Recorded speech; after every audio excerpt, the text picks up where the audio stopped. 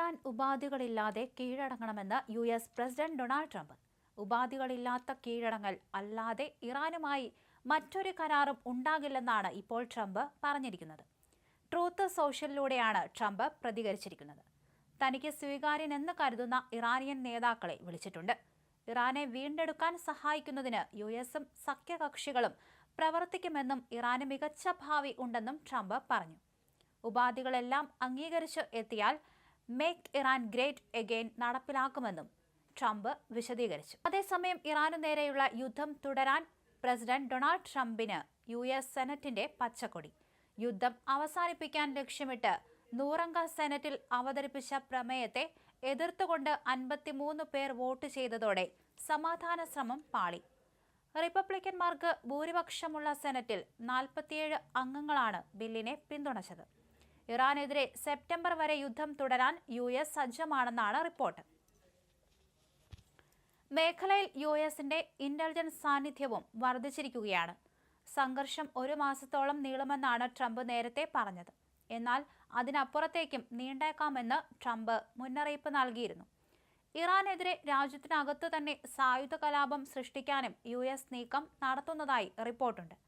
രാജ്യത്തിന്റെ പടിഞ്ഞാറൻ പ്രദേശങ്ങളിലെ കുർദിഷ് സായുധ ഗ്രൂപ്പുകളുമായി US ചർച്ച നടത്തിയെന്ന് ഇറാൻ ഇന്റലിജൻസ് മന്ത്രാലയം ആരോപിച്ചു. ഇറാനിയൻ സുരക്ഷാ സേനകൾക്കെതിരെ കലാപം അഴിച്ചുവിടുകയാണ് USന്റെ ലക്ഷ്യമെന്നും പറയുന്നു. ഇറാനിലെ സൈനിക നടപടികൾ പൂർത്തിയായാൽ അമേരിക്കയുടെ അടുത്ത ശ്രദ്ധ ക്യൂബയിലേക്കായിരിക്കുമെന്ന് വ്യക്തമാക്കി പ്രസിഡന്റ് ഡൊണാൾഡ് ട്രംപ്. വൈറ്റ് ഹൌസിൽ ഇന്റർ മിയാമി ഫുട്ബോൾ ക്ലബിന് നൽകിയ സ്വീകരണത്തിനിടയിലാണ് ട്രംപിന്റെ നിർണായക വെളിപ്പെടുത്തൽ. ക്യൂബയിൽ സംഭവിക്കുന്നത് അത്ഭുതകരമായ കാര്യങ്ങളാണെന്നും അവിടേക്കുള്ള നീക്കം സമയത്തിന്റെ പ്രശ്നം മാത്രമാണെന്നും ട്രംപ് പറഞ്ഞു. പശ്ചിമേഷ്യയിലെ സംഘർഷം രൂക്ഷമായി തുടരുന്നതിനിടയിലാണ് അടുത്ത സൈനിക നീക്കം സംബന്ധിച്ച് ട്രംപ് സൂചന നൽകിയിരിക്കുന്നത്. ക്യൂബയുടെ പ്രധാന എണ്ണ വിതരണക്കാരായ വെനസ്വേലയുടെ മുൻ പ്രസിഡന്റ് നിക്കോളാസ് മഡൂറോയെ പിടികൂടിയതിനെ തുടർന്നാണ് US ഊർജ്ജ ഉപരോധം ഏർപ്പെടുത്തിയത്.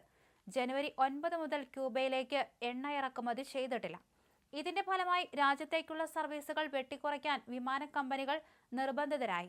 ക്യൂബയിലെ സാമ്പത്തിക പ്രതിസന്ധി രൂക്ഷമാവുകയും ചെയ്തു. എന്തായാലും പശ്ചിമേഷ്യ യുദ്ധകലുഷിതമാണ്. വിട്ടുവീഴ്ചയില്ലാതെ മുന്നോട്ടു പോവുകയാണ് ട്രംപ്. അമേരിക്കയ്ക്ക് കൂട്ടായി ഇസ്രയേലുമുണ്ട്. ഇറാനെ പിടിച്ചുകെട്ടുക എന്നതാണ് ലക്ഷ്യം. തങ്ങൾ പറയുന്ന കാര്യം അംഗീകരിച്ചില്ലെങ്കിൽ ഇറാന് സർവനാശമായിരിക്കും ഫലമെന്നാണ് ട്രംപ് ഒടുവിൽ പറഞ്ഞിരിക്കുന്നത്. എന്തായാലും തുടർച്ചയായുള്ള തിരിച്ചടികളിൽ ഇറാൻ ശ്വാസം മുട്ടുന്ന കാഴ്ചയാണ് കണ്ടിരിക്കുന്നത്.